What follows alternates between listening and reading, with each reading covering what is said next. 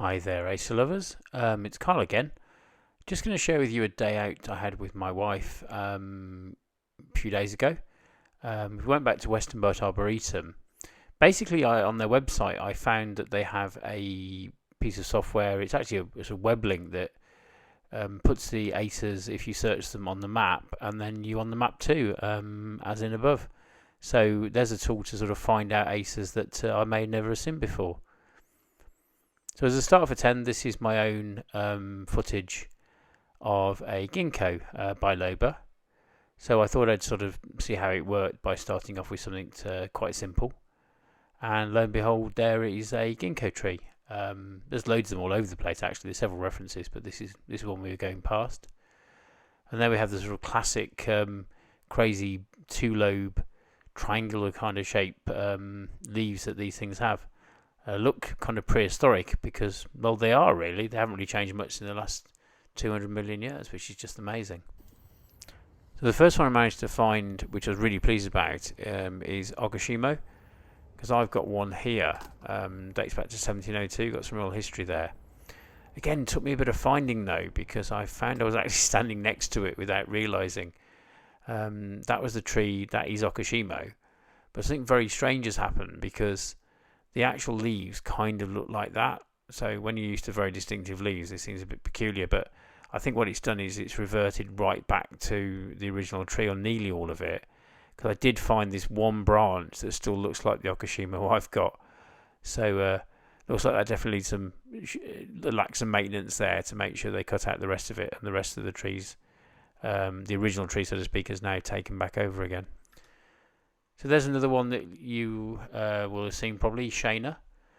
Again, I've seen these in garden centres and nurseries all over the place, but never found one. And interestingly, I've been to Westernbert many times, but never actually seen one. So lo and behold, lurking under a canopy of other Japanese acers, I found Shaina, and there she is. So after many years, rather different to mine because it's very, very shaded where this has been planted. But there nonetheless.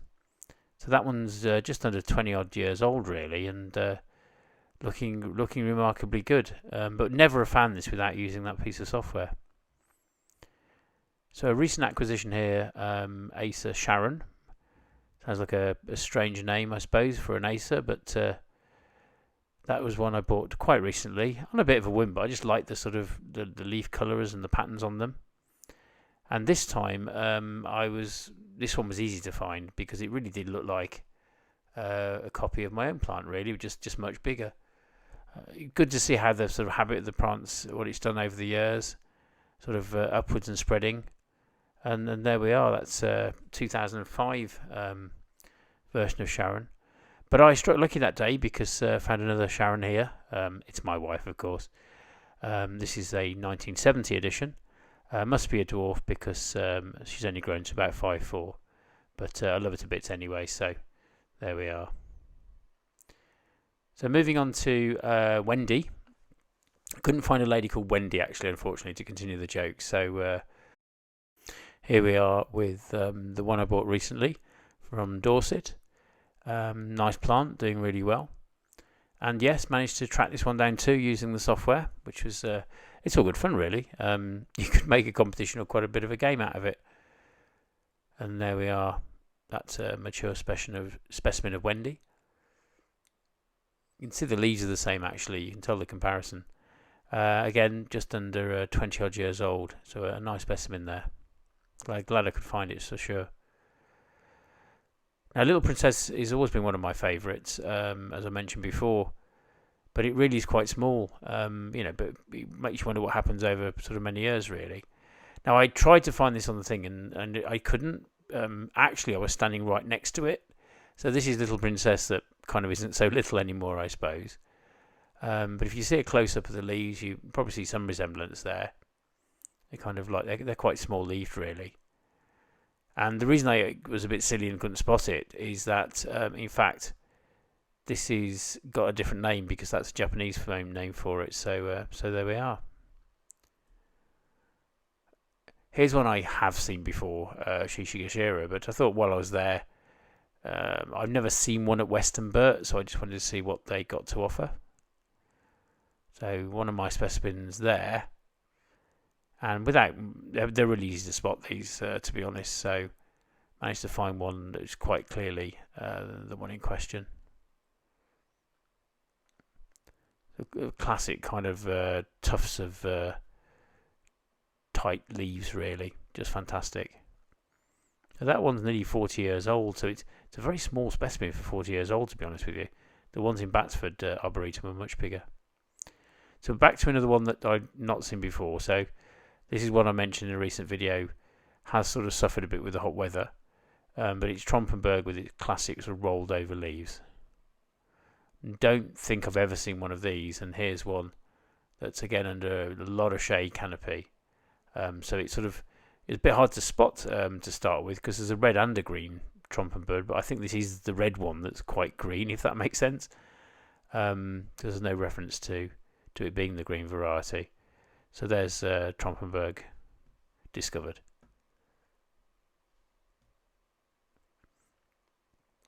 Another one here, Crimson Queen. Again, my version of it. And not surprisingly, these sort of translate pretty much to pretty easily to their into a bigger size, really. The amount of shading they've got can make quite a big difference to the coloration. That one's gone quite green over the summer, really. But we'll soon sort of redden up for the winter months. And there we are, Crimson Queen. It's quite an old specimen. I find this quite interesting myself, because it's interesting to see how you've grown it and what conditions you've got to compare with other people. So this is garnet. Really nice tree, remain nice and red all summer, and because in this instance Westernburt's got one in the sort of quite an exposed condition, that again has retained a good deal of its red coloration, really, which is nice. They tend to kind of go green otherwise over time. Yeah, another one found and ticked off the list. Again, don't go crazy size these, so I kind of don't mind having a larger planter outside the house. This is definitely sort of heat and wind damage to some of the trees, which is a shame. But just a few yards just away from there, this is me panning around, just showing you that they're in excellent condition actually. So undoubtedly they've weathered most of the trees, shall we say, have weathered the summer extremely well, to be honest with you. With that canopy of bigger trees to live under, they do very well. And this is just, I thought I'd try this, I suppose, just a bit of video of me walking along, very typical sort of quiet path. In October, this place will get very, very busy, but most of these paths, you're just surrounded by acers. It's just amazing, really. There's certainly lots of other trees there of all sorts of varieties. But according to the database, I couldn't really believe this, but of the actual Acer genus, there are 500 of them, which is really very impressive. So here's sort of Dissection, which has done quite nicely for me. And that's had a fair amount of light during the summer months, so it's got that kind of nice red colour. And there's a Dissection at Westernburg. So again, it's interesting that different locations lead to different outcomes. It's still lovely, it really is. But again, with the facility of a garden, you can just tinker with the colour by giving it a bit more light, I suppose. But you've got to be careful not to overdo it, obviously, otherwise you'll burn the tree. It's just a little pan round for you. This is the old Arboretum side of it. So you've got, if you turn left on the entrance, you go over a sort of aerial runway, and if you turn to the right, this is a much older section. And really, I've done this sort of full panorama so that in a few weeks I can repeat exactly the same thing, I suppose, and just see what has happened to the colours for autumn. Now, again, if you've watched the channel a few times, you'll know that I love this Siriu. It's always a favourite, and yes, I've seen it before. But once again, it's just good to note and compare. So the light levels I've got, of course, it to be that kind of colour. But here at Westernburg, different conditions, different place. Really lush green foliage here. But just gorgeous nonetheless. And I mean, this one's a few years old, to say the least. but the size of it is really, really impressive.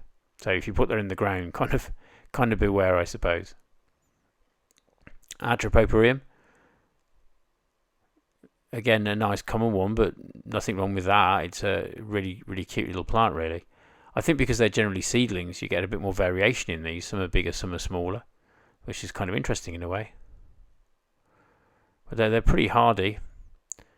And there's an example there. Just one of a great number. Some of the trees actually in the old Arboretum are the descendants of the original trees, which have sadly died. Understandable. The place is over 150 years old, so some of them had to be replaced along the way, really. So 63, that so it's still not an enormous tree for that age, but doing really well. And that's a kind of Aureum full moon maple tree there. Sort of typical Shiraswanum style leaf, I suppose. And yep, easy enough to find examples. There's quite a few of these actually. They must have been extremely popular in their day. Still are, most definitely. Here's a much more mature specimen looking much different again because of the light levels. Some of these will absolutely transform over the next 4 weeks. About mid-October is about the best in the UK to get maples. That's a bit of a generalisation. It will depend where you are in the country. But nonetheless, this is a good example of a Sakazuki, which looks lovely. It's a lovely plant, but this gives an amazing fall colour. So it's well worth having just for that almost. Did find this example of a Sakazuki, which looked really sad though. Again, those big broad leaves in this situation have really suffered from the heat and the wind and all the rest of it, which is quite sad really. But when I turned around and walked a few feet, they planted another one here, which is lovely. So that's a lovely, obviously lush green example of one. And certainly, I'm sure that will look absolutely fantastic come the autumn or the fall, whichever you call it. And yeah, the Sakazuki, only 2019, so that's an interesting one in itself, really. It's only 3 years old, but has really sprung up in that time. And just say there's a very distant picture of a little deer there, so that explains why they have to protect the younger trees. So great place to go. We'll obviously do an update when the full colours arrive. So I hope you found that interesting. That was all prompted by a little piece of software that lets you locate various Acer trees. So just another extension of the hobby, really, just finding what they look like out there in the big wide world and comparing it and thinking about what I've got or have you got. So I do hope you can find someone like that wherever you are in the world.